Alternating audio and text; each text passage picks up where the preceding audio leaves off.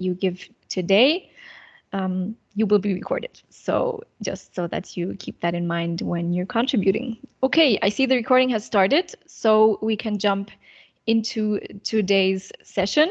My name is Martha Schlönvogt, and together with my colleagues Mehak Nierenköter and Simone Gotthard, we work for the Partnership on Transparency in the Paris Agreement, also known as PATPA, and we're hosting today's event. And just a very quick word to PATPA. It promotes the implementation of the enhanced transparency framework through capacity development and mutual learning exchange formats, such as this event today. And as you can see on the slide, we work on several levels, ranging from global to in-country activities. And so we're very, very pleased to see you joining today. Some people are still coming in, so we welcome all of you. Why we're here today is because tracking climate finance is a very important topic when it comes to implementing climate action and measuring progress and impact. And in our work with partner countries, and maybe you yourselves in your own work, the question has come up several times: how can climate finance tracking actually work? And how can specifically climate finance platforms to allow for tracking be developed and implemented successfully?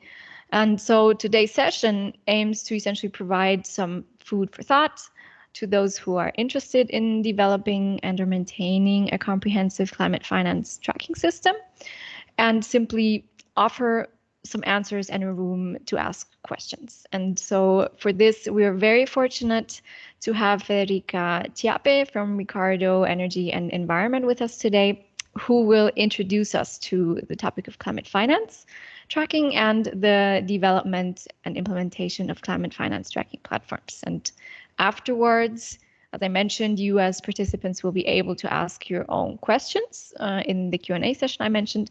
And so you're explicitly invited to raise your own questions, to exchange with our presenter, with Federica today, but also, of course, with your peers and possible ideas and thoughts and challenges that you've all faced. And last but not least, at the end of this session, we will introduce you to our technical assistants in case you wish to follow up on any aspects that you heard today in your national context. And so with that, I give over to Federica. Federica Chiappe is a consultant from Ricardo Energy and Environment. And we work with her, and she will be giving a thematic technical input on climate finance tracking now. So please, Federica, the floor is yours. Great, thank you so much, Martha. Good morning, everyone. Good afternoon for the colleagues sort of in Asia, and welcome. It's really a pleasure to be with you today. My name is Federica Chiappe. I've contracted by Ricardo to carry out this assignment. In terms of background, I'm a development economist, over sort of 14 or so years of experience in international climate change policy and finance, a bit all over the world. I've supported a number of countries in sort of broad NDC development, implementation, and update, with sort of also a strong focus on sort of MRV and finance tracking. I've also been working a lot on finance mobilization and access, and I'm currently also team leader for a large UK-funded program called the Climate Finance Accelerator, which is focusing on middle-income countries and developing bankable projects. In sort of this presentation, I'm planning to sorry, Martha, can you hear me? Would you be able to move to the next slide? Thanks. Can you see the slide? Okay, perfect. Yes, perfect. Thank you. So in this presentation, we'll cover the following content. I'll start with a really quick introduction on climate finance, including some of the trends and geographies. I'll then go into an overview of climate finance tracking, including some of the relevance and entry points, tracking benefits, and some of the scope that the finance tracking can cover. I'll then dive into some of the methodological approaches that have been followed so far, and some of the international experiences to develop and implement tracking systems. We'll also have some interaction with a colleague of ours, and we'll get to that point a bit later on. And after that, we can also I'll also provide a bit of an overview of some of the barriers and enablers that we have identified, both sort of in our experience and also in the really interesting conversation that we had yesterday with colleagues from Costa Rica and Colombia.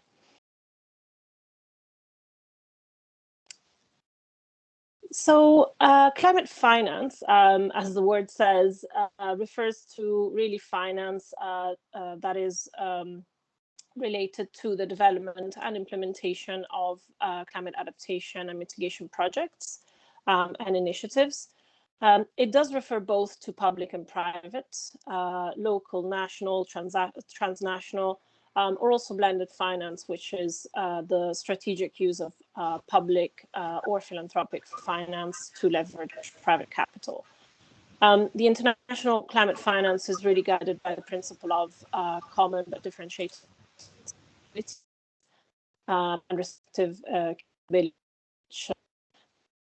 sort of more developed economies and ones that have contributed more to climate change should contribute proportionally more to climate finance.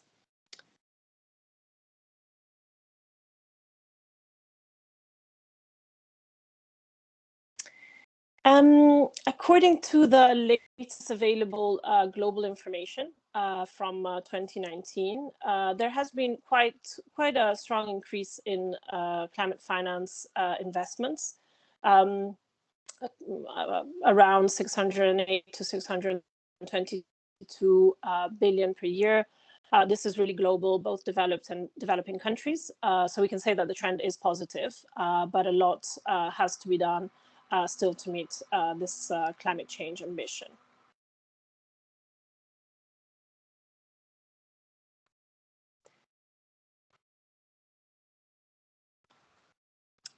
Apologies, someone keeps taking over control of the slides. So please, colleagues, don't click, don't take over control of the slides, because then you will be the ones having to move through the slides. Apologies, Federica. Which is the slide that you're on now? No worries. The next one.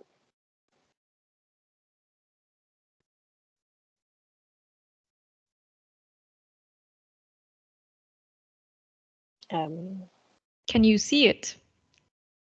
I can't see the next one. Okay, I think I have to restart the presentation. So it should be the one climate finance trends, right? The one on the geographies. There. Can you see it?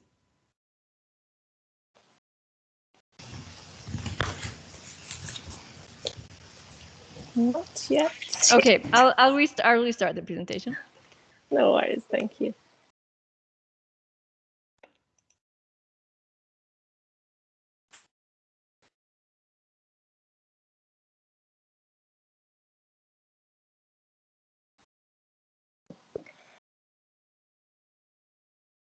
Just a moment.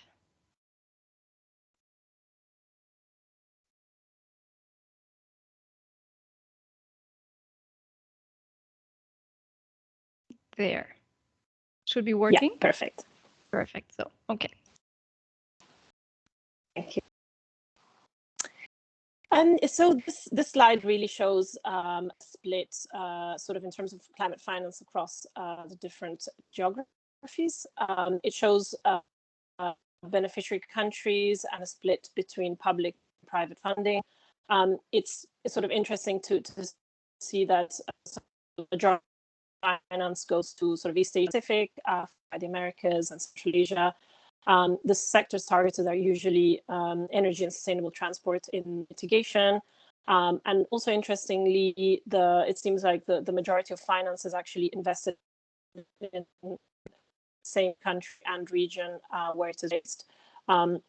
And I would say it's interesting because it shows that there is sort of domestic preference among investors that see that really understand some of the risks in investing in the same country or region, but it also shows the importance of sort of some of the national level factors and governance and frameworks that can help to access this type of funding. So going into sort of finance tracking topic in a bit more detail, we can start with sort of trying to understand why climate tracking is important, and we'd like to sort of differentiate it in three different stakeholder interests. Firstly, I would say that different stakeholders have different entry points for climate tracking. Firstly, government are interested in tracking and coding climate finance, also MRV and many systems, in particular with regard to NDC implementation.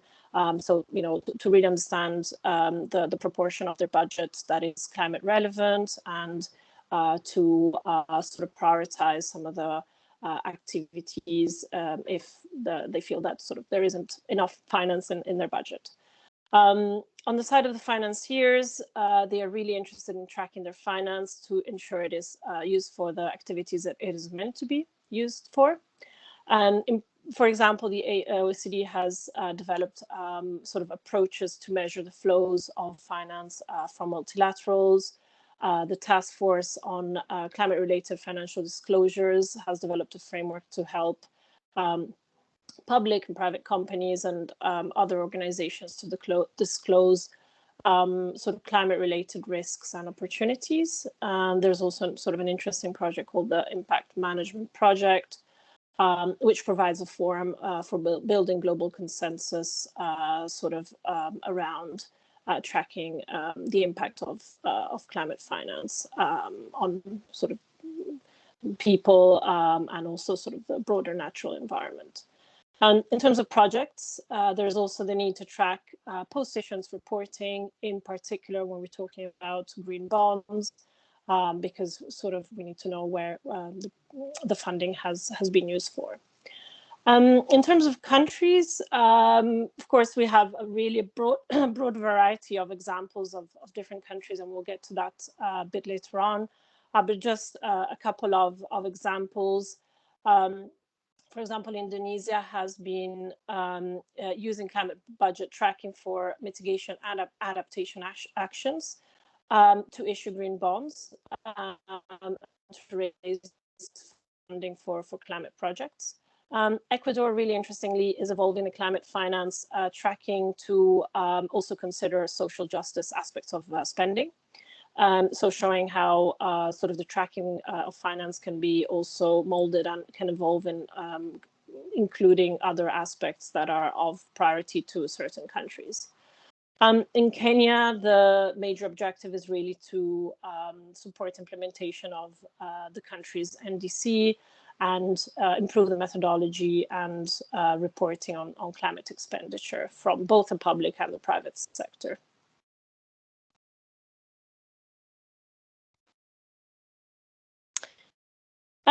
So just really a brief overview of some of the climate finance tracking benefits that we have sort of experienced across the world from working in a number of different countries.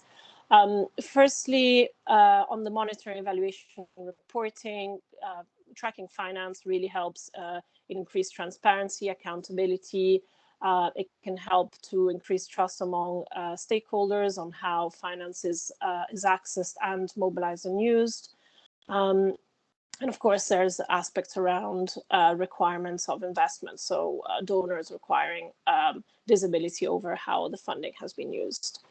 From the sort of, I would say, more the central government and in its relationship with line ministries and other stakeholders, it's very important in terms of planning, budgeting, and creating awareness, but also communicating across all government and other broader stakeholders. it can really improve the nature of and understanding the magnitude of both domestic and international finance, and can set a baseline that can be then tracked over time. And really importantly, I would say it helps in mobilized resources. So understanding where the finance is, where it goes, and how it is used can really help to attract more finance, in particular from the private sector that understands that the finance is sort of used for the reasons that it has been set out to.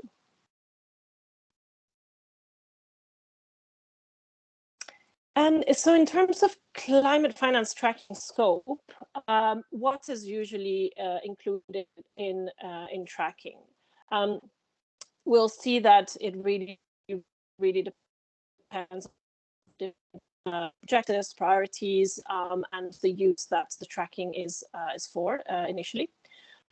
We can be sort of looking at a sector focus. So the target sector could be really including specific sectors, or it could be looking at the economy-wide focus. In terms of geography, can also be sector, sort of nationwide, or it can be looking at subnational finance tracking, or both. Temporal coverage, it can be annual, multi-year. Also, interestingly, it can be assessed both ex ante and ex post. In terms of track, both commitments and disbursements, or of course both. It can track primary and secondary transactions, and perhaps it can also look at whether activities are climate aligned or misaligned. And also whether there is finance that is considered transition finance, which can really help to transition from high to lower levels of sort of carbon intensity, for example. Federica, before I switch to the next slide, your connection is breaking up a little bit. I don't know if maybe for the duration of your presentation, maybe you could turn off your video, see if that helps. So that we can hear you a little bit better.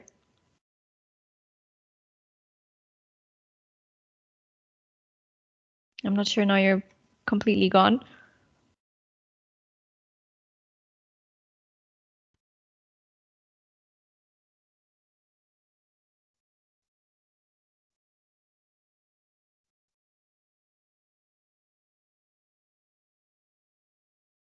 Okay, seems like Federica is gone. Maybe her connection has broken up.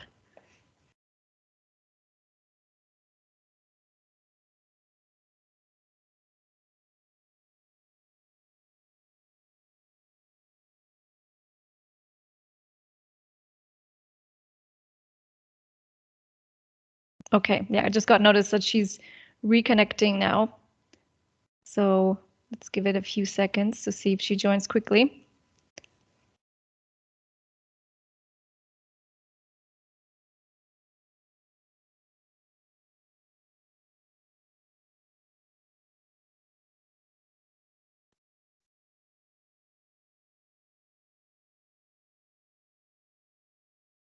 Exactly, like Miyako put in the chat, we have more people who joined while Federica was already presenting. So maybe a little head count and see who's there. You're free to tell us your name, to test your mic, say where you're joining us from, or write in the chat. And I see Federica is also back. Hi, everyone. Hello, Federica. Yeah, no worries. Hopefully it's stable now. We were just taking the moment to look a little bit at the participants we have here today. So I see Karina, I see Ernest, Francisco, going down the list here. I see Felix, Hannah, Jacinth, Joe. So a lot of people joining us. Wonderful. We're very grateful that you're here. And if you want to take a moment and write in the chat where you're joining us from, much appreciated. In the meantime, Federica, I'm giving back to you. Great, thank you so much. I think we can move to the next slide, please.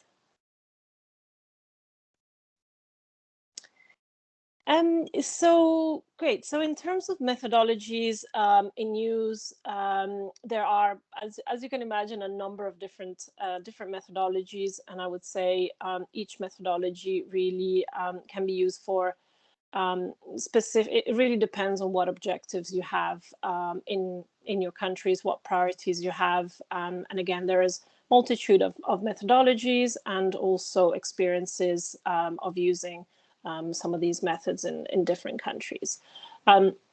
So firstly, on landscapes, these have been started and have been implemented primarily by the Climate Policy Initiative.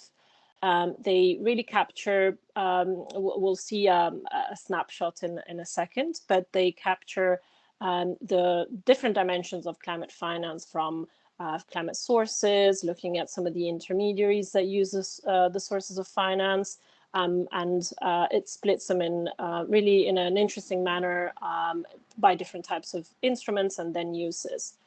It can look at finance both ex post and ex ante, but it really kind of provides a snapshot in time, and these landscapes are done sort of year by year, and also they have focus on specific countries. So quite recently, for example, the South Africa landscape has been carried out. Interestingly, they track both public and private finance. CPEIRs are Climate Public Expenditure Institutional Reviews. The methodology has been sort of initially developed by UNDP. It has been going on for a number of years, and a number of, I would say, countries consider it a really useful method to analyze their policies, to take the opportunity to do an institutional review of sort of all the climate change policies and processes, and sort of stakeholders that are involved in the review, and really focus on the expenditure review of it. The CPIRs track funding ex post and primarily focus on public sources of finance.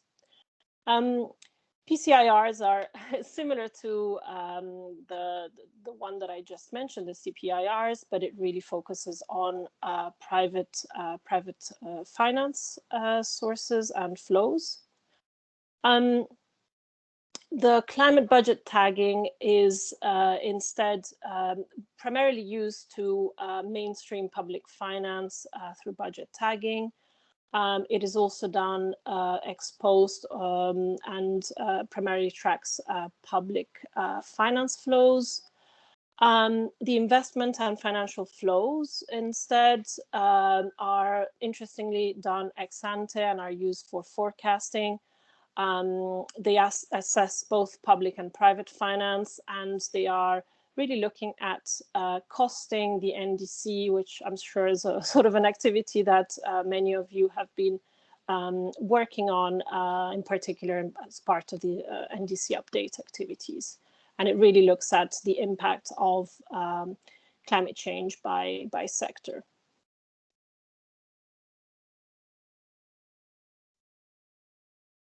And this is really sort of an overview of some of the methodologies that have been used in different countries. You'll see that sort of different countries may use a number of these methodologies based on some of the objectives they have and the time of development. Some of the methodologies can also start, for example, with a CPIR and then evolve more towards sort of a broader finance tracking. That also includes private tracking. So it really kind of shows that methodologies are used pretty much all over the globe and can evolve over time as well.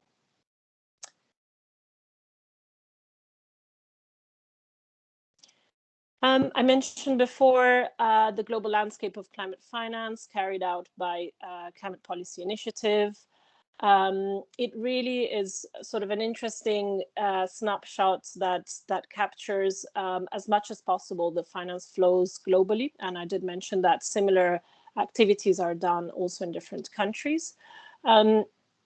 It really sort of shows in this particular one from 2019 that usually sort of the majority of public funding from national, bilateral, multilateral development finance institutes, the finance deriving from these sources are sort of both concessional and commercial debt. They provide also grants.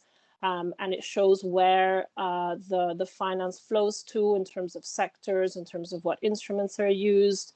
And in terms of sectors, sort of interestingly, the majority goes to mitigation sectors, in particular renewable energy, low carbon transport, and some types of flows, in particular sort of grants and concessional finance flows to adaptation projects. The majority of the private funding from corporates and households and also individuals flows through sort of balance sheet financing to mostly mitigation, again, to similar sectors as before, so low carbon transport and energy. But this is really sort of a snapshot in time. The sort of real markers that we that I'm sure sort of a number of you have been using are sort of developed by the OECD and are sort of a really, I would say, widespread use, are used by a number of countries because they provide sort of a really good methodology on identifying what counts as climate finance. So both in terms of mitigation and adaptation. So whether and sort of on mitigation and activity helps to reduce emissions. Adaptation, it sort of reduces vulnerability. And it provides sort of a kind of a simple way to map out whether an activity should be considered climate relevant or not. And if it is considered sort of climate relevant, whether it's the principal use of that finance, whether it is for climate change or is it sort of not primarily climate relevant. So, for example, an agriculture project would usually be an agriculture project, but there might be some climate relevance in that project. So it really helps to identify the proportion of that finance that is really climate relevant.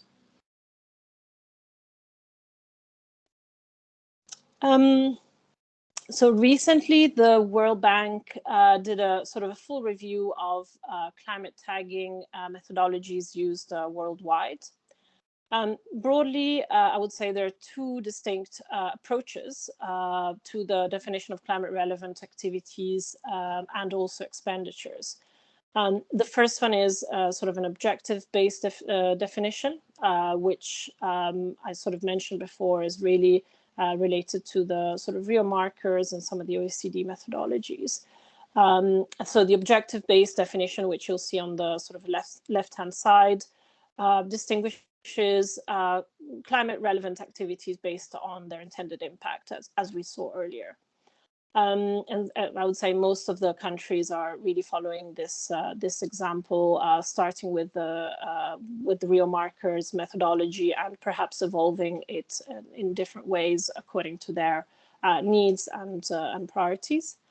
On the right-hand side, their policy-based sort of definitions sort of limits the climate relevant activities to those that are specifically referenced and mentioned in national climate change policy documents. So countries have been using a number of approaches worldwide, and they're either in one or the other, or as I mentioned before, they could be using a mixed approach.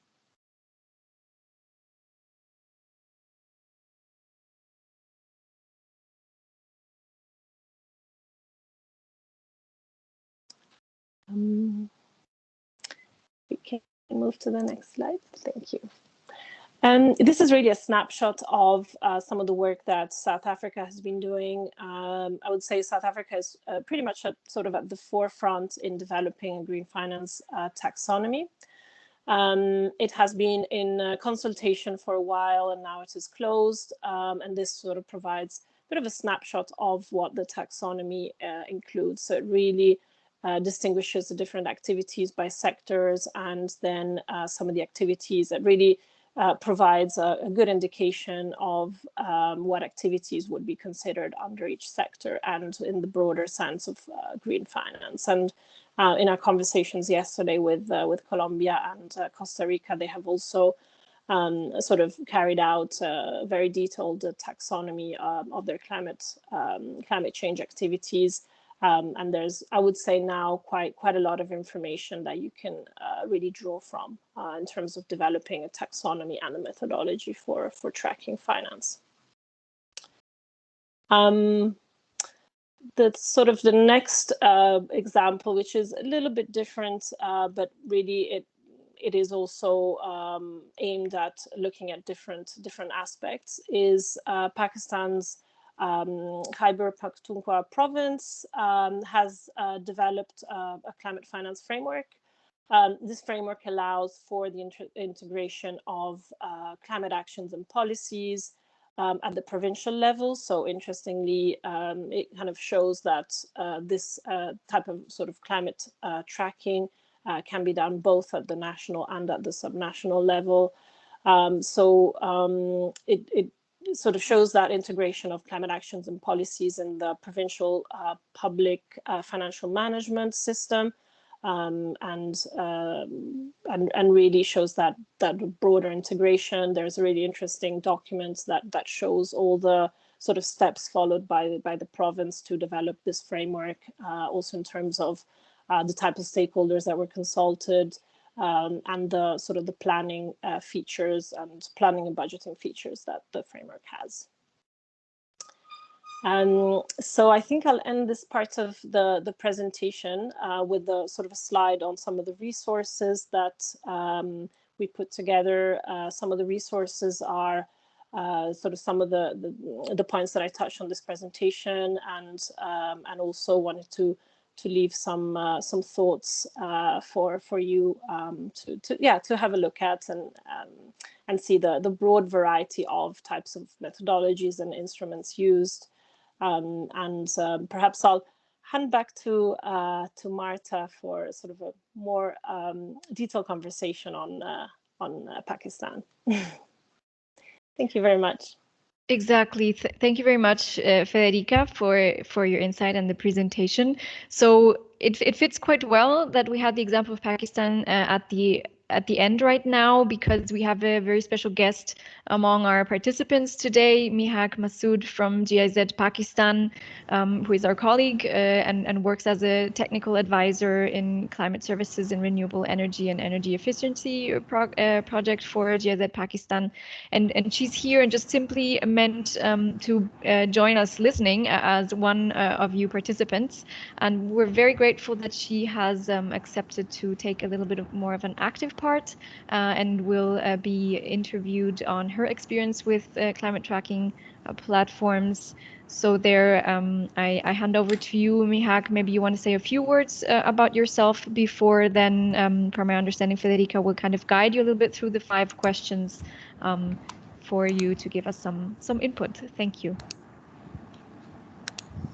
Hello everyone, thank you for the team for giving me the chance to explain the work we have done so far in Pakistan.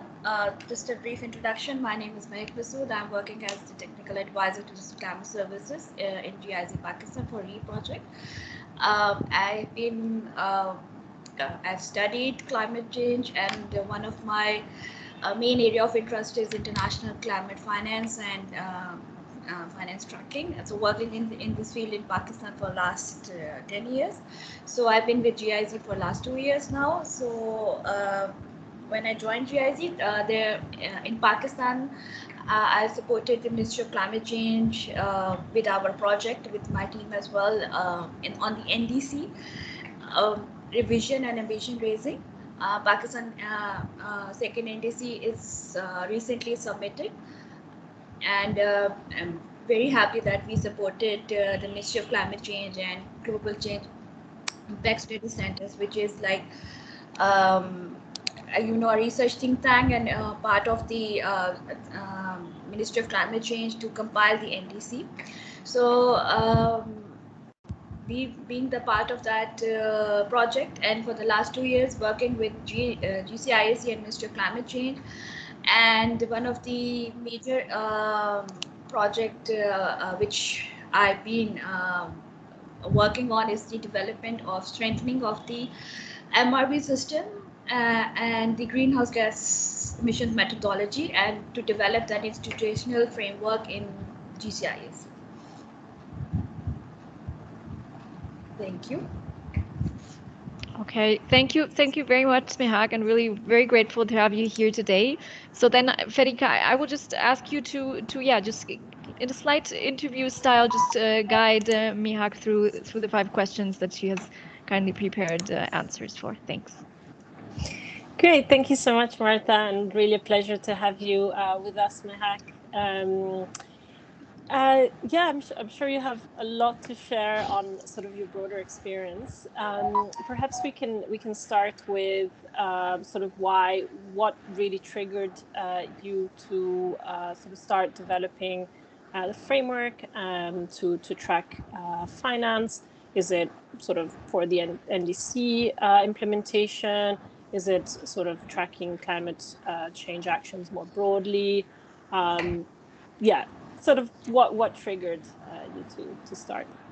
So let me give you a brief background as well. In 2009, we at the GIZ Pakistan, we did one study, you can say a gap analysis on the MRV system development in Pakistan.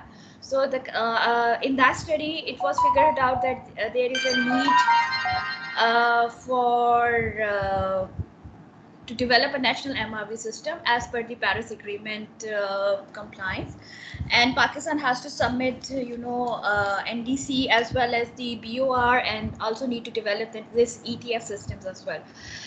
Currently, at that time as well, the GCIAC, as I mentioned, the Ministry of Climate Change Research Wing, they have this mandate to do so. They lack that capacity. They do have structures in place which is utilized, but they need the capacity to more, they need to understand, develop these inventories, and also develop these data agreements and all these sort of stuff. So under the NDC partnership plan, the GIZ, this activity was being sponsored by GIZ Pakistan to support the GCIAC. Initially, it was like 5 different activities which include climate awareness strategy, climate finance strategy, and also developing greenhouse gas strengthening. So when I was on board, and then we started we worked with GCIAC, and we clubbed that together, and then the GCIAC also feel that they need a web-based IT platform for them, where they can centralize all the data repository for Pakistan, and then they can develop that web-based platform, and then they can cascade that knowledge to the subnational level. So that's how this after from the study, the gap analysis, this is also a whole journey which we come up to this idea that we need to have a web-based IT platform that will be using for the MRV system for mitigation. And also during that course of time, it lead to the now we are also developing in Pakistan the MNE system for adaptation tracking as well. So before that there was not any such you can say concrete platform and system in Pakistan before this intervention. So, and we are very happy and proud that we supported GCIAC and Ministry of Climate Change Pakistan in this intervention. Thanks. This is really, really interesting, Mehak. It really sort of shows that it is quite a long process. You mentioned that it started in 2009 and that you had a lot of 2019. So, apologies. 2019. So you started with sort of some initial objectives, given that you had sort of a number of different reporting requirements and coordination requirements, and sort of start with mitigation and are moving also in adaptation. So I guess it shows that it does take quite a bit of time, but also it can be dynamic and include different aspects that you want to sort of include in time, and I guess ensuring that the platform and the processes can really be molded and be adaptive is probably quite important. I was looking at some of the comments, and Baptiste was saying that there is in 2022 we're starting a capacity building program, both at the national and at the provincial level. So that's going to be really interesting to see also in relation to the really quick introduction that I made in the KP province work. So it's going to be interesting to see how the national and the sort of the provincial level can be related and interlinked. Thank you so much. You mentioned some of the sort of stakeholders that you were engaging with and the focal point for this work. Maybe if you can just give us a little bit more information on the who. So who led the development, who was involved, and really who you think needs to be involved in such a sort of complex process. Okay, so giving you the context, the Ministry of Climate Change has a national mandate for all the UNFCCC and international climate reporting. So there they have a research wing, GCISC. So they do this whole data modeling, doing this collection and everything for developing NDC, PUR, and all those sort of reporting. So it's this, and then we worked with Ministry of Climate Change, and then they said that you can, because it was GCISC is also the NDC secretariat. So so they have, you can say the GCISC is our focal point, and they have the main mandate to do this all reporting, be it is a greenhouse gas emission modeling, be it is a capacity development of MRV system. So they were the focal point. When we started our this project, so we will the GCISC, they have invited the subnational stakeholders, like from all the 5 provinces. So we do these capacity building sessions on different sectors, including industry, energy, the 5 sectors which we identified by the NDC in Pakistan. So they are like now 2 national subcommittees, and you can say technical working groups, one on adaptation and mitigation. So they invited the main they wrote letters to all the ministry, and they get representation from all main departments like agriculture department, forestry department, and finance department. So they invited these all ministries representatives for in the training sessions, and then they were part of the consultations as well. We went, as you mentioned, the KP, framework. So there were representation from the KP provisional departments and also Punjab provisional departments. So that it was a very inclusive process. But because we have a limited time and it's a 1.5 year thing, we only developed the web platform for a while for now. But we did trainings of these representatives. Now it's like more like trainers of the trainers TOT program we designed in that module. So they will be now GCISC staff members. They will be now going to the provinces and disseminating information about our web platform on MRV, which is risk, and it's being developed by PATPA, which is a French government research think tank, and they develop those and they are also developing the adaptation as well. So they develop these the platform which is very user friendly, and then the web platform has access to the public officers. So now through that we try to develop system which has minimalistic complications, because when there is a lot of stakeholders, it's difficult to do that. But GCISE just try to be that one focal point, try to have this vision that they wanted to cascade the information and give the power to all the stakeholders to report that away.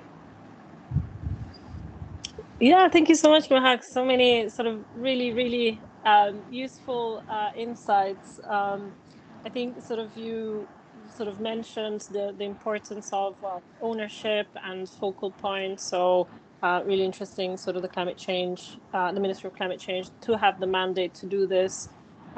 Work with GCISC that already have quite a lot of capacity and involved in sort of data modeling and data collection. So sort of working with an institution that already has that capacity.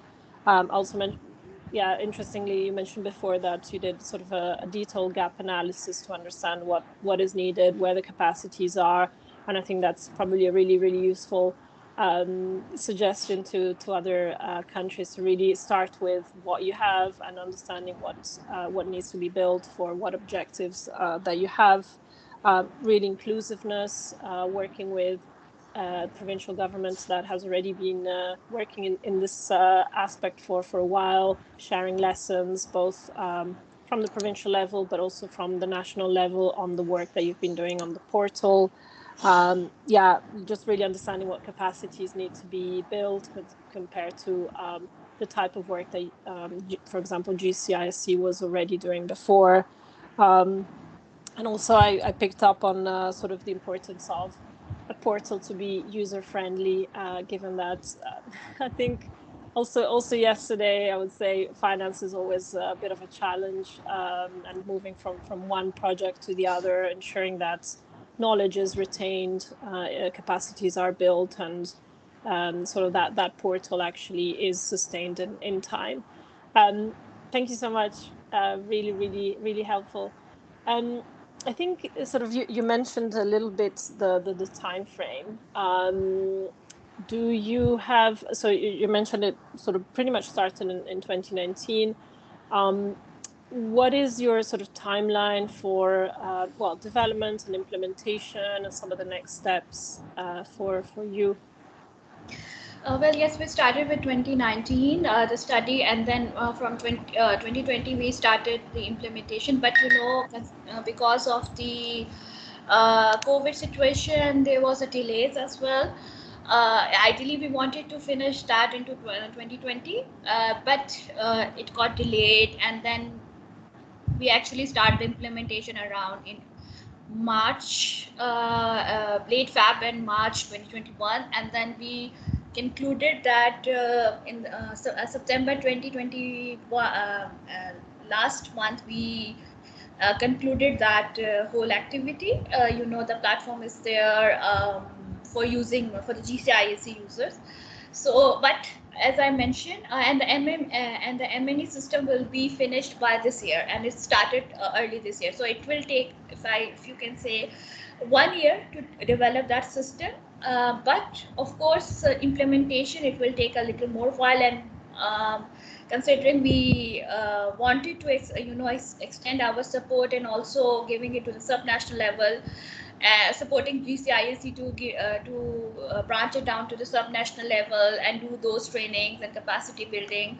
But because we have limitations, because our it was under the SPA project, and it has the limited commitment in that way. But we intend to do, as Baptiste mentioned in the next project, we intend to do more on the adaptation tracking. We have a full-fledged component on climate finance. So these our small I wouldn't say small, it's a big milestones, if you can see in Pakistani NDC finance tracking and other stuff. So we will taking it up to and upgrade it, and we will doing it on like more in depth now in the next in upcoming project, where and also at the subnational levels. But also we really want to work more on the MRV tracking, on mitigation and adaptation, how we can make it a permanent feature of the public finance management. This is happening in KP and Punjab, but how we can cascade to the other provinces as well. So we will be doing all these studies and also developing, finance taxonomy and working with the Central Bank of Pakistan as well, which is State Bank, because they have now a limited knowledge, because there's a main institute, they have a limited knowledge of climate finance. These are all the things we have in our pipeline, and we are brainstorming these days on in how we should proceed with it. So yes, a lot of do, and we are pretty much ambitious that we're able to achieve that. Thank you very much, Mehak. I think, yeah, so quite a lot of progress since, definitely since 2019, also sort of despite the sort of the delays of COVID and other aspects. Sort of understand that you're primarily focusing now on the mitigation part. You're looking to integrate the national level and the subnational level, given some of the really good progress that has been done at the provincial level, and also sort of including broader variety of sources of finance, and including that interaction, for example, with the central bank and Treasury and so on. Is this correct? And perhaps then I'll just ask confirmation on a bit of what it comprises. Yeah. So what data you're working with, and governance and that side of things. Yeah. Yes. So basically, if you could just give a bit of an overview of what the tracking system comprises of, and some of those steps to include. Really interesting to hear about that national and the subnational integration, and maybe some of the potential challenges that you see there. Okay, we currently developed this web platform. It's for the MRV system on mitigation. But now our current PATPA is developing and monitoring evaluation system for adaptation tracking as well. So that's in the process, and it will be concluded by end of this year. We will further take that adaptation part into the in the next project, as mentioned in 2022. It will be more focused on adaptation tracking. So what steps we foresee and what we have in this MRV system, we do have more reporting on the greenhouse gas emissions. Yes, Baptiste mentioned that. So we will be like currently from that platform we have the data we will be collected, because currently there is not centralized data system as well, and then there is a need to develop that data management as well. So our first step has only taken this milestone has helped us to help GCISC to see the data gaps as well. So once we are develop those these tracking indicators which many platform is developing, and then MRV system when we this data has been added in the platform, then the next step will be that how it will be integrated in the public finance structures. Currently in Punjab there is already a PAC tool, which is climate, which includes the in public finance budgeting. They use this tool for climate financing, and also KP has this structure as well. So our next step will be, and once we have a list of indicators which can be used for GCISC, they can use it for adaptation planning and other stuff. They will doing this cascade this knowledge to the subnational level. So once that is in place, it would be more time frame which is required, because currently, which I explained, the platforms we are developing, it's more on like now at a central level. So, and it's, you can say level 1. So if you go for level 2, level 3, so it's a step-by-step process, but level 1 is the initial, the basic data set that's really needed for tracking. But by 2024 and 2025, as per the Pakistan bindings, they really need to set up this structures and institutionalized plannings and capacity buildings as well on the climate finance tracking. So that's, and also as I explained, that really needed to work on these taxonomies and all these things. This is a very new subject over here in Pakistan, so a lot of work is, I mean, there is a lot of buzz there, but still our platforms are the first step in that way, for at the governance level, so that they can move ahead in that with the subnationals. Thanks so much, Mehak. Yeah, really interesting to see all the different phases that you followed and you intend to follow, sort of ultimately, sort of up to and beyond 2025. The fact that you're sort of developing a more centralized data system, again comprising sort of national and provincial levels. You mentioned some of the sort of interesting points to have, which is a good data management system, and really understanding what data gaps you have. You're working on indicators, and perhaps some of the methodology on taxonomy that has been developed in a number of countries could be good sort of learning from others that have gone through this path already. Interesting to hear about Punjab as well. I don't want to put you on the spot, but I've seen a couple of really interesting questions from the audience. I don't know if you would like to have a look at this. I was looking at, for example, let me see, the verification aspect. If you already have some idea of how to do data verification, and I don't know if we want to maybe talk a little bit more about the adaptation side of things, or if it's too early. How you intend to do this, and if you have sort of a methodology already in place. So maybe a little bit on the verification of data, and then okay. As I mentioned, that our platform, the MRV platform, it's only open to the public institutes, and the public institutes will be nominated, and the data that's been uploaded in the platforms, and when we once develop this MNE system and indicators and on the adaptation, it will be properly verified, and signed off by the government officials and respective ministry. In that perspective, we also supported and the GCISE to do those data agreements, and what should be the format of the data agreements they will be having with these, for example, Ministry of Forestry and Ministry of Industry, what kind of data agreements they need to have, and what so they will be doing these data agreements with GCISE will be doing these governmental data agreements with each other. So whatever data has been uploaded in the platform, it will be verified at the governance level. So this is something that's for that reason we really need to, like the GCIC, they really need to have that capacity building, that they really wanted to ensure that to different departments, that what sort of data they really will be uploading that and get it verified. So I think it's very, there will be a hard scrutiny over that at the government level, that you cannot put unverified data over that. So these things will all be done in the data agreements, which GCIC will be doing it with the different organizations.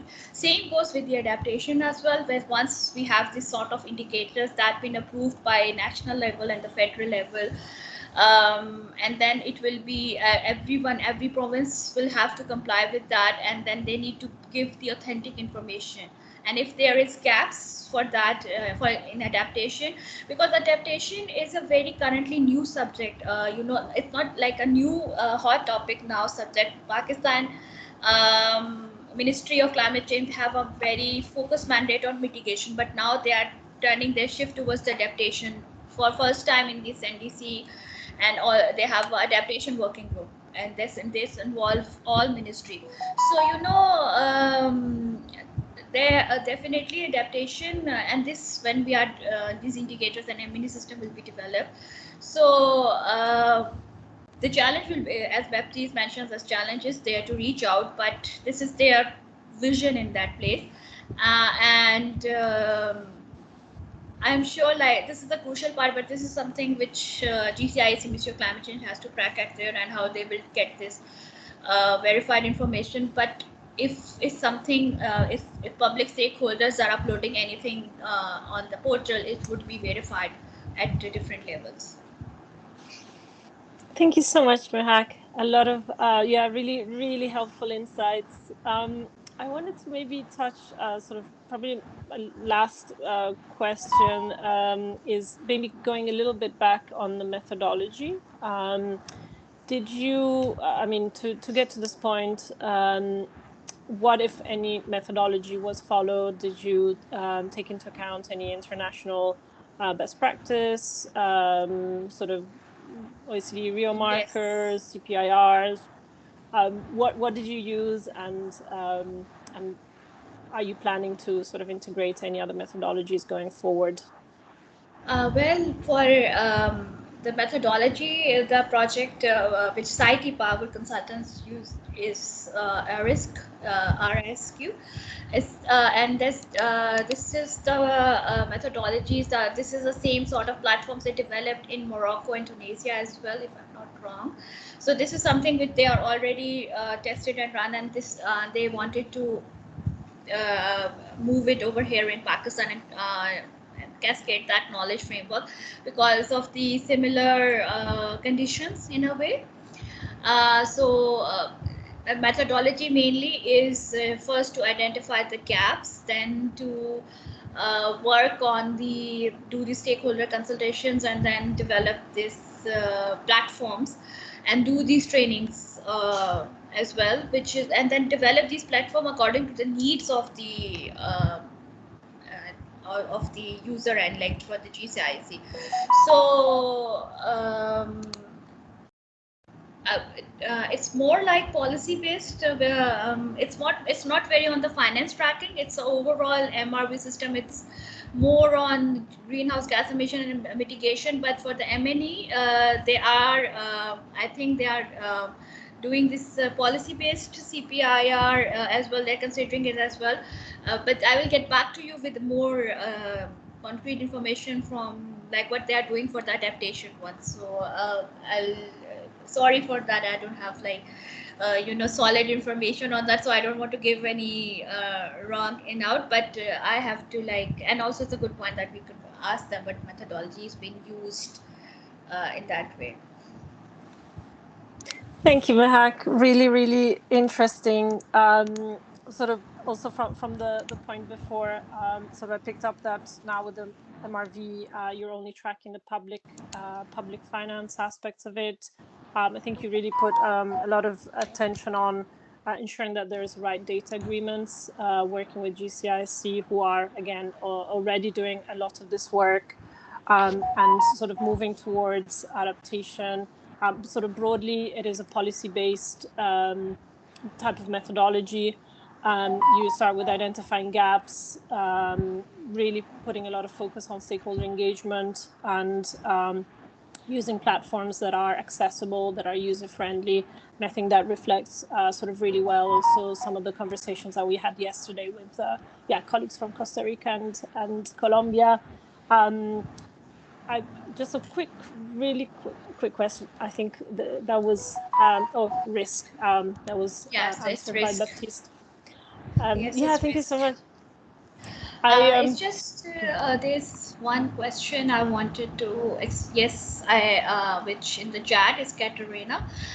Yes, the user friendly, which is our main focus, that we don't want to have a complicated system. The risk platform, the information is all will be on the Microsoft Excel, which is very easy for every user in Pakistan can use it. So this is one of our main concern. If you want to have one tagline, that it's something we really wanted to have it, that we should be using these user-friendly options. Thank you. Thank you so much. Yeah, this has been really, really, really good to speak with you, Mehak. Thank you for sharing all your insights and knowledge. I wondered if I noticed that Baptiste has been sort of commenting as we were speaking. Baptiste, would you like to to join us and provide some of the insights that you shared in the chat. And really interesting to hear about some of the work that you'll be doing very soon on subnational and national level. If you wanted to share a bit more about your experience and some of your plans going forward, if I'm not putting you on the spot too much. Yeah, just maybe very quickly. So we'll have a 10 million euros project starting in January for 3.5 years, focusing on adaptation and resilience. So the main objective will be to enhance the capacities of the central government and the provinces, how to deal with risk assessment methodologies. I mean, to develop full-fledged methodology in terms of dealing with risk and adaptation features. And there will be also a dimension on climate finance. So focusing especially on adaptation. So how also to track climate finance, to enhance the capacity to reach, to tap climate finance possibilities internationally. And basically this is the main objective of the project, and we'll be working in 2 provinces, KPK and Punjab. So we'll be probably also taking over things that you mentioned about this KPK province. Oh, many thanks. Sounds really, really interesting. I was wondering if you already have sort of any idea on the sort of methodologies for adaptation, finance, tracking, if you're planning to focus on sort of public finance, or also look into sort of private finance tracking, or if any methodology that you can share already on the adaptation finance and what it would cover as well, if you already know. Yeah, so we will look into public and private. I told you about risk assessment methodologies. We'll have a look also on budgeting and planning, so how the provinces can be better prepared to deal with the future adaptation needs and better budget and plan everything, so not to be surprised in case of challenges while dealing with the climate change consequences. And for the climate tracking and climate finance, especially, we'll try to work also on the private sector side, and we'll be working especially with this economic climate adaptation tool. Most probably, but I cannot tell you more because we haven't started yet. So that's why I was also very interested in that call, in that presentation today, to see what are the different methodologies and which one would be most adapted to what we foresee here in Pakistan. Great. Thank you so much for all your insights. And thank you, Baptiste, for joining us today. Mehak, was there anything else you wanted to mention? Some of the, any reflections so far? Any hopes for the future? Okay. First of all, like that Baptiste mentioned that I attended the yesterday one. Then we get a lot of information about it, and then methodologies you mentioned. So I can see we can take up the policy-based approaches like CPIR. It's already been done in Pakistan, so we might use that.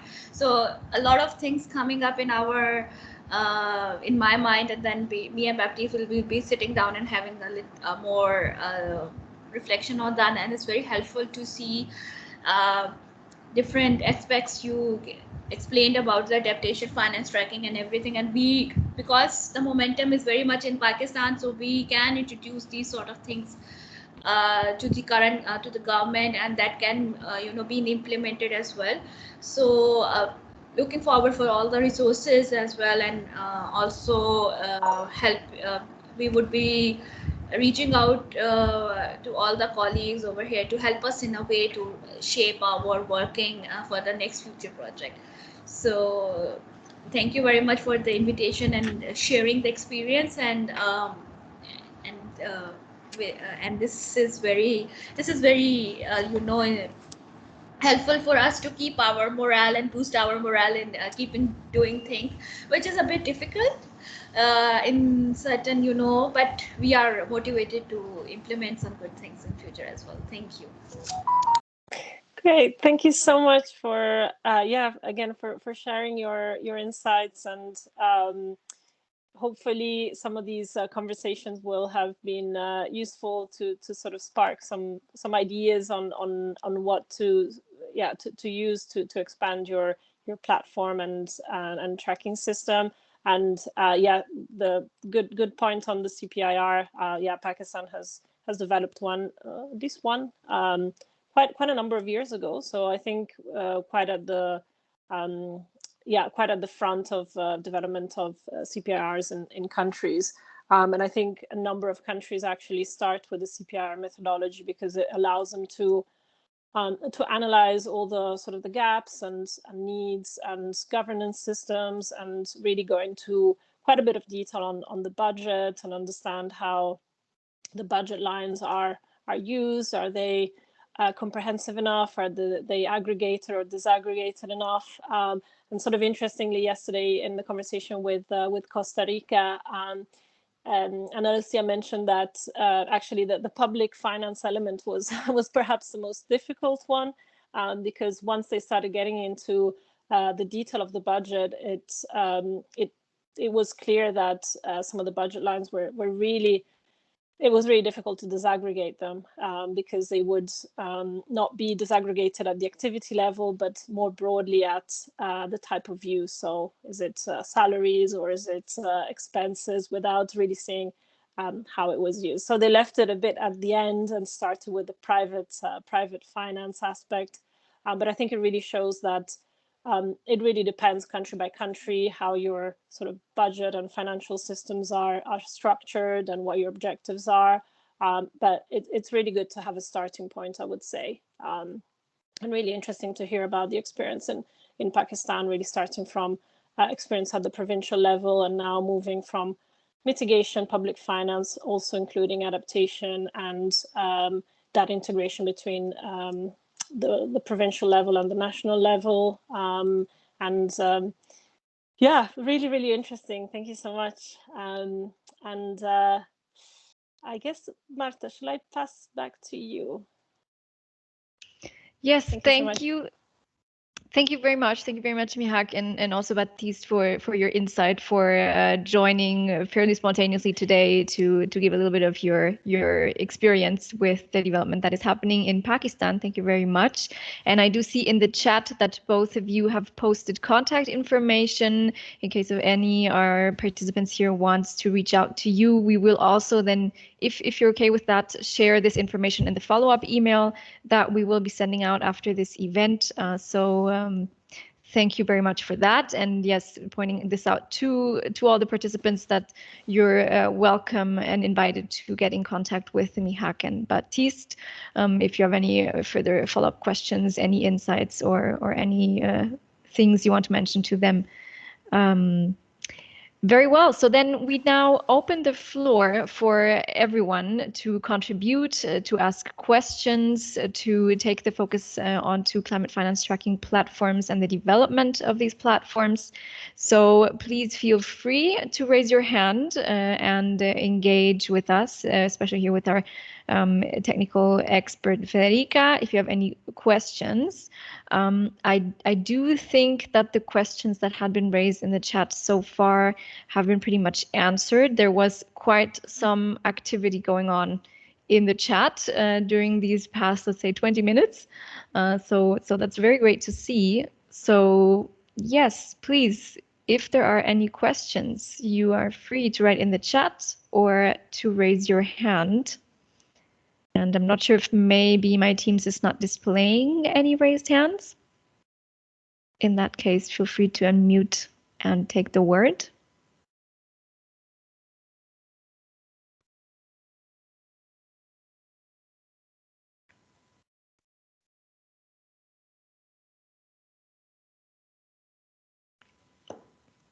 So maybe someone is typing a question right now. So of course that takes a little bit of time. If not, maybe I'll just start with a question based off on the presentation, Federica, that you had been giving, maybe a little bit more insight in the topic of methodology, because when I was seeing the one slide that you were presenting where you had a table of different methodologies that were used, that could be used, there was a differentiation in many of those, whether they're useful more for public or for private finance, and then there's also possibly the element of international cooperation finance. So what would you say, how should the selection of methodology be approached? Of course, you've already mentioned that the best action to take is to just start somewhere and then expand from there.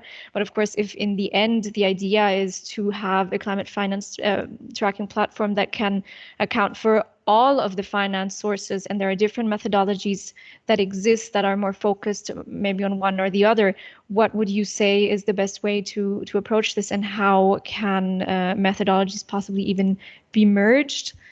I see, Miyako, thank you very much, you've posted the slide. Again, yeah, I haven't been able to pull up the slide again, so it's in the chat for reference. Could you give a little bit of insight, Federica, in how to approach the selection, and how to maybe also, in light of choosing one methodology and then developing it further to address a broader span of finance, how that can be done? Yeah, thanks, Marta. Probably the first word that I would say it's that it depends on sort of a number of things, but probably two things. I would say the methodology really needs to go hand in hand with the taxonomy. So firstly, if we look at taxonomy, I would say there's a lot of resources, a lot of experience around the world, and I mentioned the South Africa aspect, but for example, the European Union has recently developed a really full taxonomy on what could be considered climate change or what won't. So I'm starting with a good taxonomy, really going through all the different sectors, different activities to identify what constitutes sort of climate activity or what doesn't. I think from the South Africa example, I really picked up the consultation aspect. Start with a draft taxonomy and then enable that consultation to happen and to include a number of different types of stakeholders.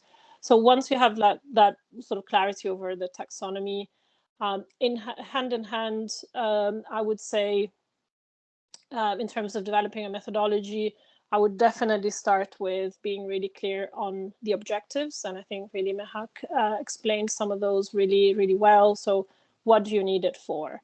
And answer, a number of questions like, what do you need it for? What resources do you have? What do you think you're going to be using it for in time? What characteristics do you want it to have? So broader objectives, number one. Two, really, I really appreciate the gap analysis aspect, because once you have objectives, then you need to start from somewhere. So what do we have in-house? What type of stakeholders do we need to include? So yeah, objectives, and match them against the assessment that you have made on the current state of things, and really understand that gap. So what do we need to fill to be able to reach those objectives? And then there is sort of a multitude of aspects that I would say really is looking at developing the systems, so including the data portal and so on, the systems for data collection, data sort of integration, and sort of the full MRV system of data verification and reporting. I think it's really also interesting to consider the kind of a split between the objectives and policies. So some countries really start with really understanding the activities and using real markers to tag the activities.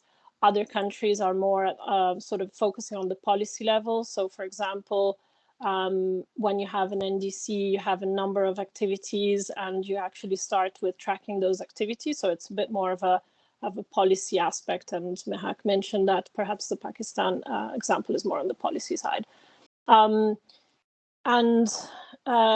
Yeah, objectives or policies, and then in sort of ensuring that it can be molded in time. I think we've heard quite a number of points around. It needs to be simple, it needs to be adaptable, it needs to build that capacity and retain the capacity along the way. So really, I would say quite broad recommendations, but I would always say, just as in a nutshell, be clear what objectives you have a bit of a longer term view on where you want to get to, understand whether you're more on the policy or on the sort of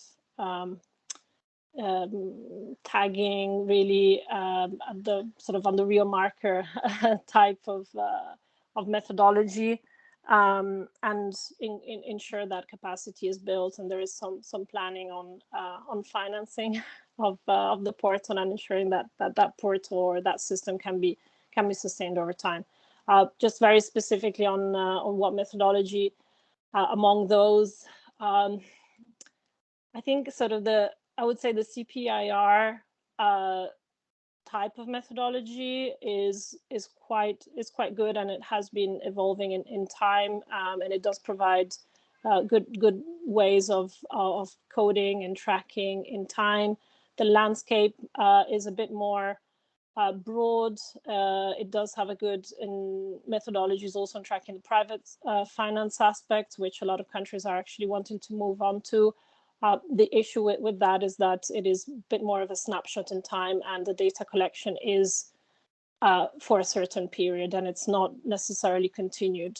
So kind of, in a way, I think at some point, bit of a merging of some of these methodologies is where a number of countries will go, because capacity is built in different projects and for different objectives, and it's a bit of a matter of bringing them all together. Sorry, maybe a bit of a long-winded response, but yeah, hopefully provides some food for thought. No, really, thank you very much, Federica. And I think that the big issue, so to say, with this is, of course, there are different methodologies and they have different type of focus, and then the needs of every country may vary specifically. And so on that level, adapting and molding methodology to the specific needs and objective of a platform is crucial, and there's not one shoe that fits all, so to say. And I did see, Mehak, that you put your hand up. Now I'm not seeing it up anymore, but if you want to take the floor, please go ahead. So I have a question. If we, like, taking a step back, you mentioned about the taxonomy development. So, so if you can guide, like, what should be the first steps, like, to do so, and what sort of the key stakeholders should be reached out if we need to develop a solid taxonomy, and that lead to the roadmap development for in a country like Pakistan, like for climate finance tracking and adaptation tracking. So taxonomy, I assume is I understand it's the first step. So what could be the pitch we need to give to the central bank and the banks for developing those, and what could be the key steps in that way, if that can, if you can guide in that way?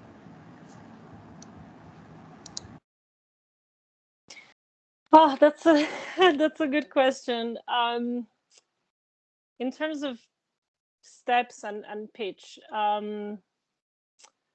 I think it probably comprises a number of points. I think maybe then going back to probably there are two things. One is a methodology, one is probably the pitch to the central bank and other stakeholders. I think in terms of methodology, probably, a number of different countries have started with, in different ways. I would I would suggest having a bit of a review on the types of taxonomies that were used by similar countries. So yeah, taking the South Africa one as example.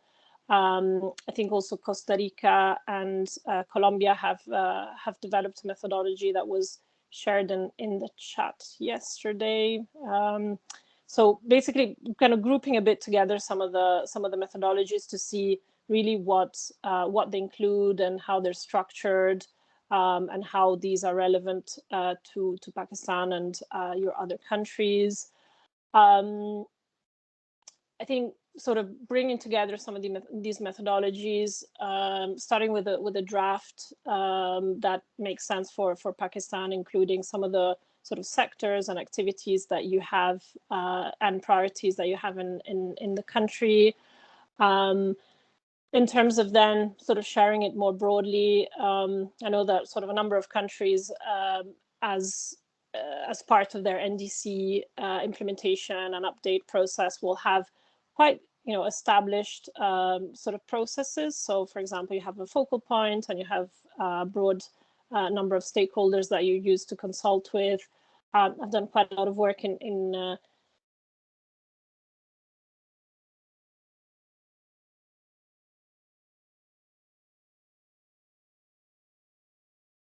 So yeah, I think Federica may have lost your connection again.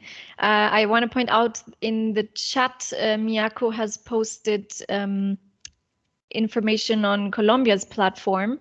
It is mostly in Spanish, but it does have some interesting graphics, and we will be sharing the information that, and also right there, the Costa Rica's platform.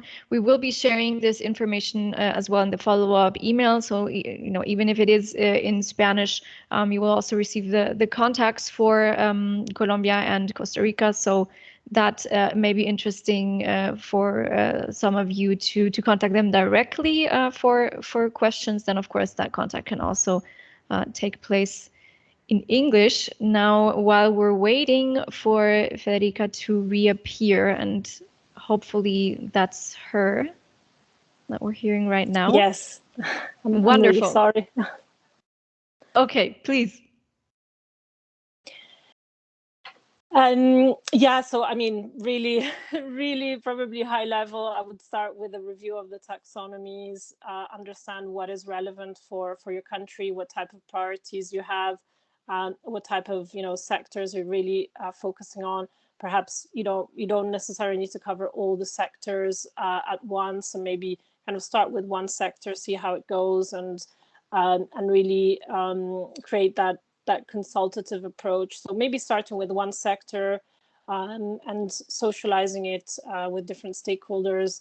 And in terms of kind of pitch to wider stakeholders that are more sort of finance or private finance. Yeah, maybe start with the sector, see what type of interest they have, understand the stakeholder needs, and sort of modify it as you go. That could be probably what I would suggest. So kind of starting a bit from scratch and seeing and learning from all the other countries. Okay, thank you, Federica, for that answer. And Mehak, if that was satisfying, we'll move forward. I see a hand from Sandy. So please, Sandy, if you want to unmute yourself and raise your question or what you want to contribute, the floor is yours. Yes, thank you, Martha. If it's possible for me not to turn on my camera, because I'm having some difficulties with my connection. But anyways, can you hear me? Yes, okay. Loud and clear.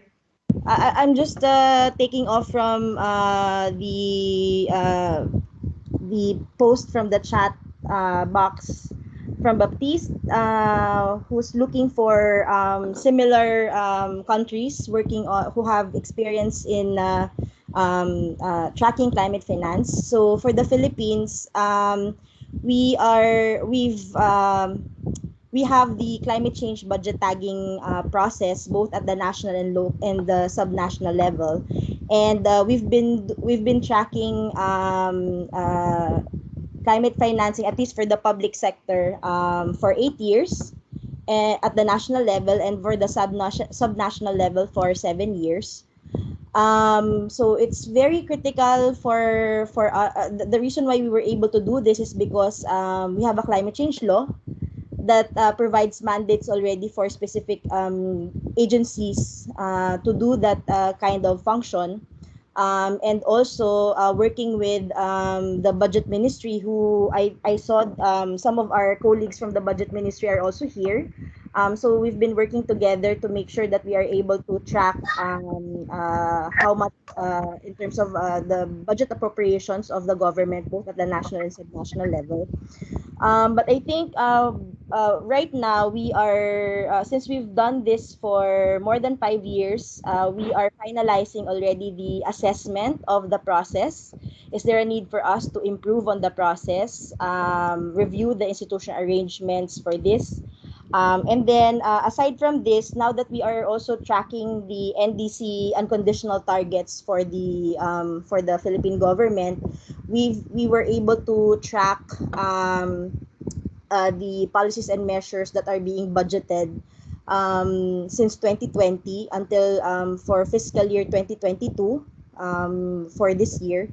But what we wanted to see right now would be if there are also other agencies and even state universities and colleges and also government-owned corporations that are tagging, let's say, for mitigation. How do we now link climate financing with climate action? So meaning if they are tagging their program for mitigation, it translates to X tons of CO2 equivalent, for instance. So if there are methodologies that are out there that would help us also do that kind of analysis, because this would also help us improve the MRV system in general. So it's not just for climate financing, but also climate action as supported by methodologies to help us look into this, because I think it's very important down the road to see how we would be able to link climate finance with climate action, and how this would be reflected in the in how you would be able to structure your transparency system or your platform. What would be the necessary, or what would be the protocols that you need to put in place?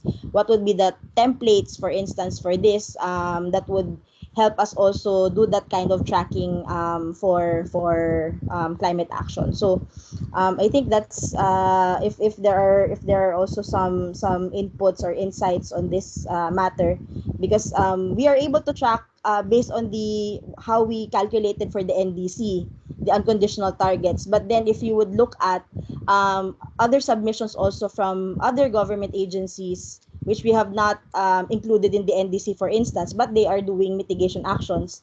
So that could also comprise the unconditional activity, for instance. So how do we now do that kind of, is there a way for us to do that, to translate these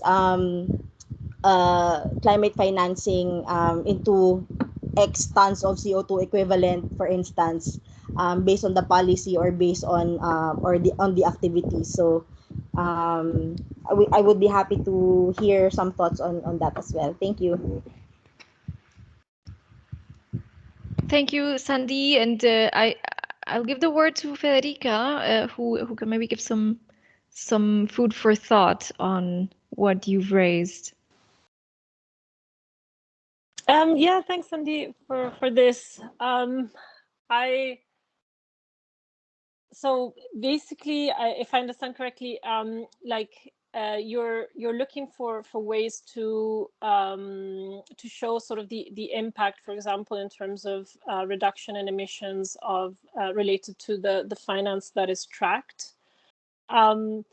Yeah, that's a really good question. I think some of the for example, some of the work that I was doing in Cambodia recently was looking at bringing together a sort of a system that can be turned into a sort of a data portal bringing together the different elements of sort of NDC implementation in the country, comprising sort of MRV of related to mitigation, M&E related to adaptation, and also bringing together support.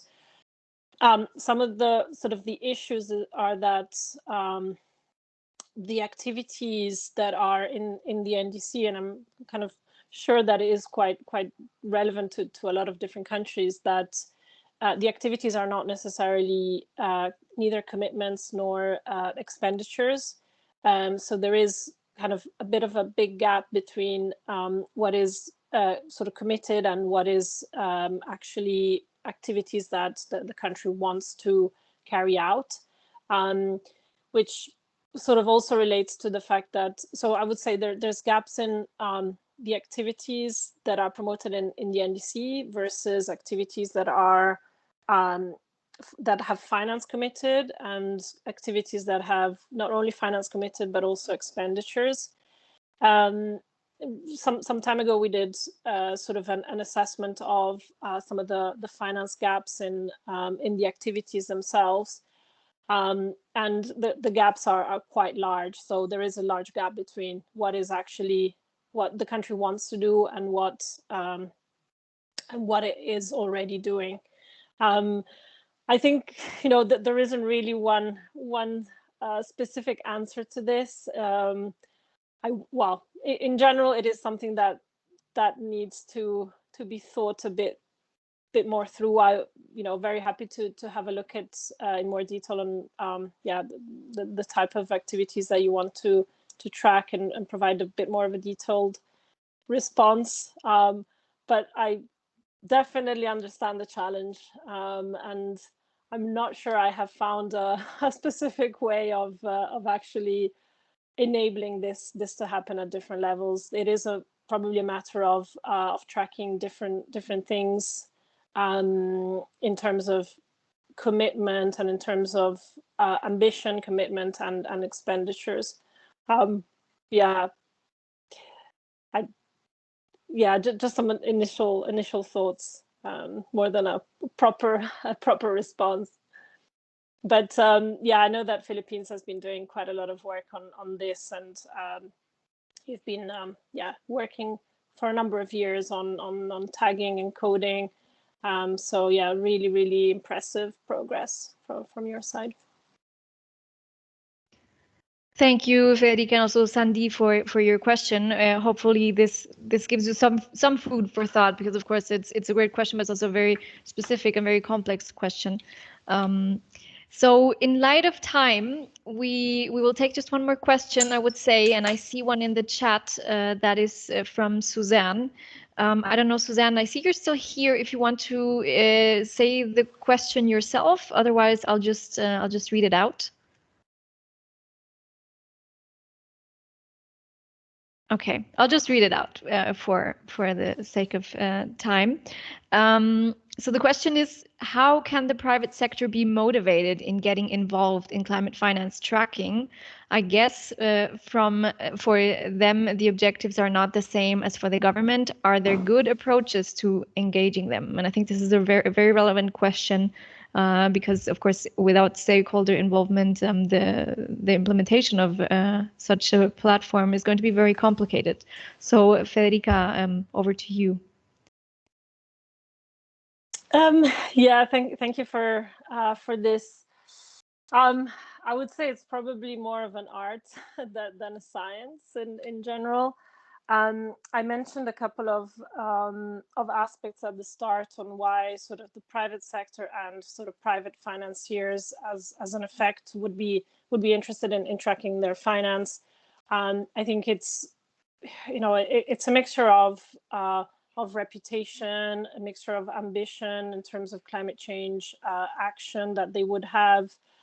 There's sort of more and more sort of net zero targets, and financiers are really interested in funding projects that are bankable in this area. So in a way, sort of working with, I would say, private sector and financiers to understand their challenges, understand what they're looking for, and sort of building that trust with both, so the private sector and the private finance community, to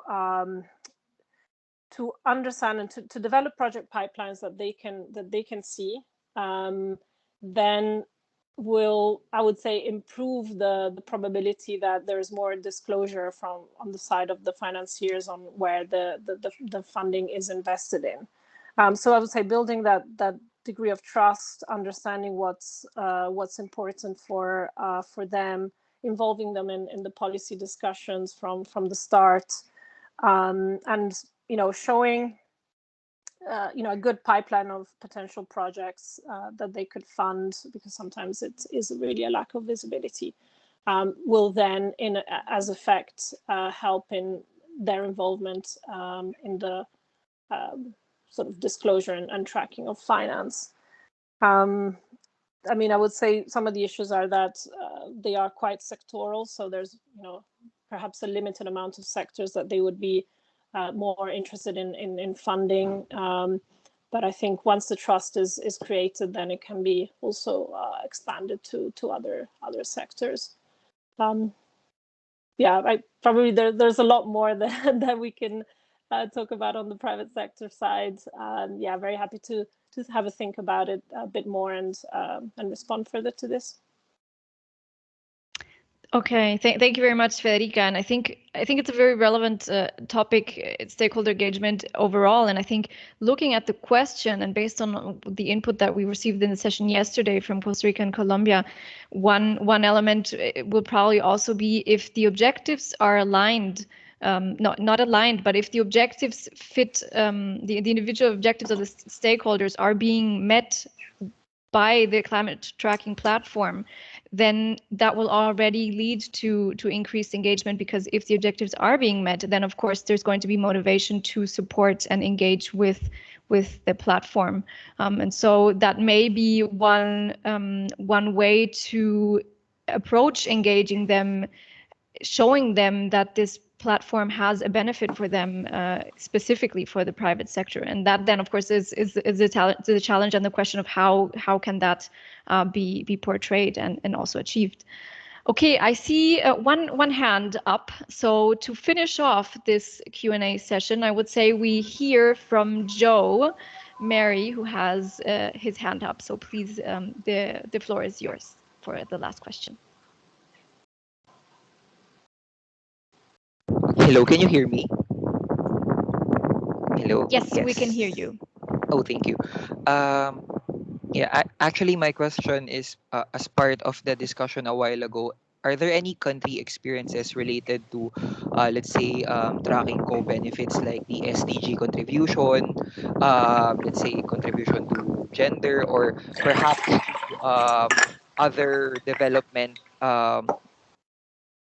finances, since when we track climate finance, well, let's say in the overall perspective in the government of the Philippines, as part of the team that is monitoring the public climate expenditures, we are now moving forward to also capture the other co-benefits, as what Ms. Sandy stated a while ago.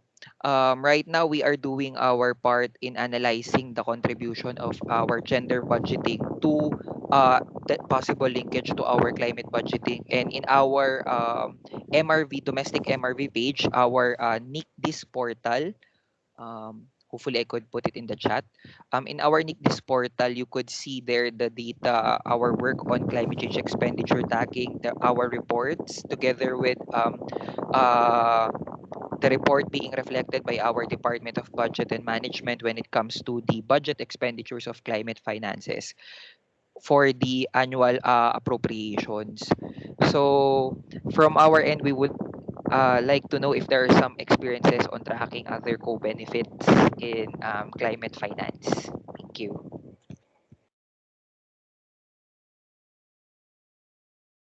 So Federica, if you could respond to this question. Yes. I mean, I have been working with, again, sort of the Cambodia example is quite relevant because they have, I would say, really well organized sort of climate change planning systems and policies and actions. As part of the latest update of the NDC for the country, we did a bit of a detailed analysis of the contribution of the different activities to the SDG, to the SDGs. I think, if I'm not wrong, there is a sort of a tool called SDG Climate Action Nexus tool, which helps to basically assess that. So the contribution of activities to SDGs. The European Union also has sort of a taxonomy that looks at whether activities are contributing to different SDGs, whether they are sort of basically whether they're contributing or whether they're not, whether they can be included as part of that assessment. So I would say I'll try to look for the link in the meantime, but it should be the SDG Climate Action Nexus tool that we used.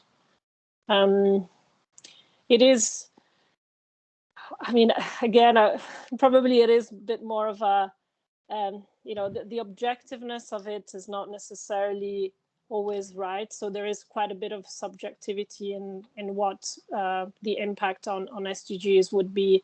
But hopefully that provides a good starting point.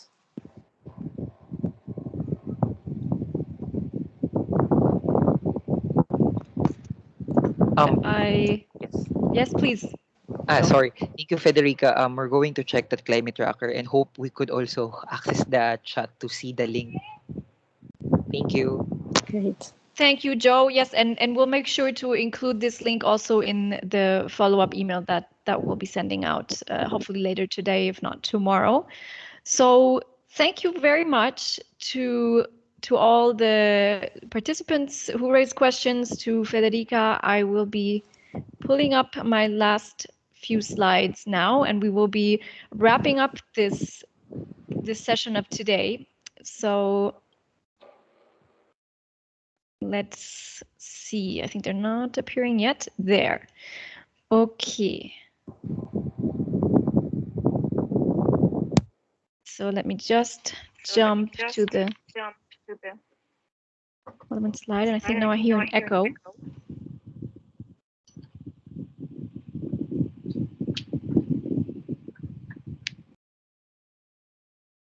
Okay.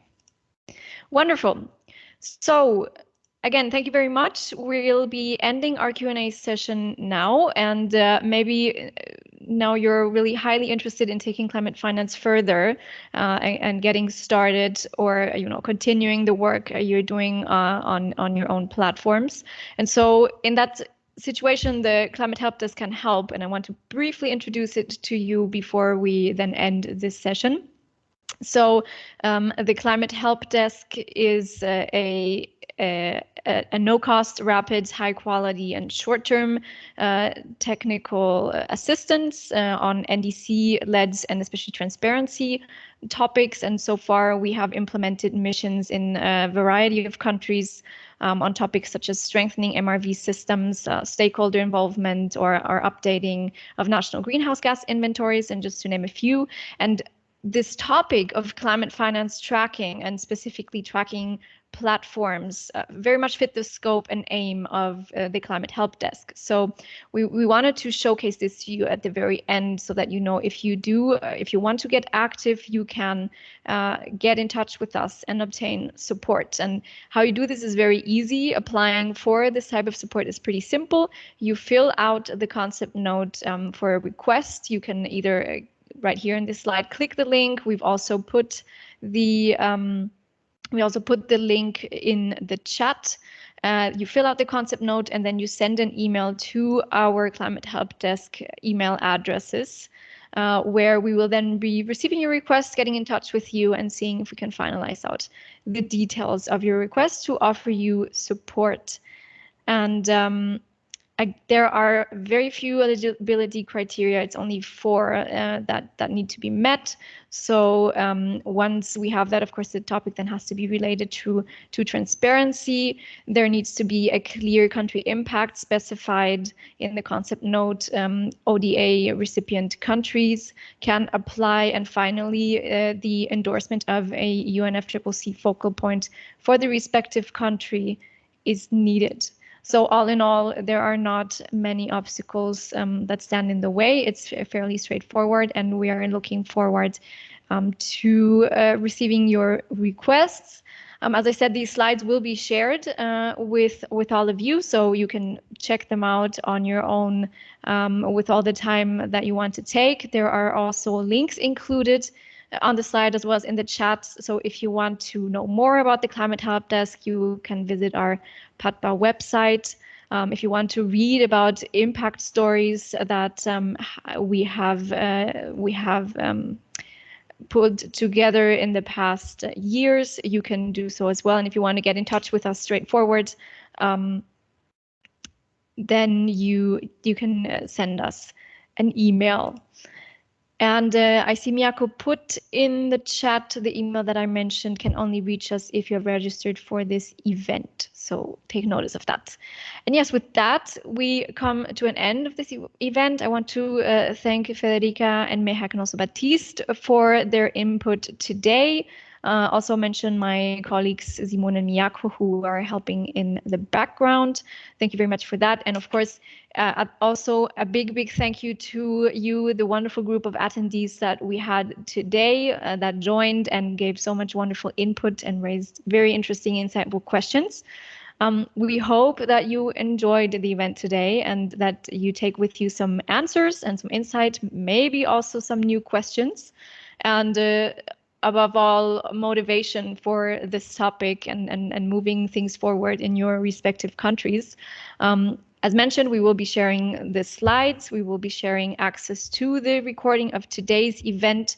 In that moment, I also want to take the moment to say that yesterday's event is also recorded and will also be distributed.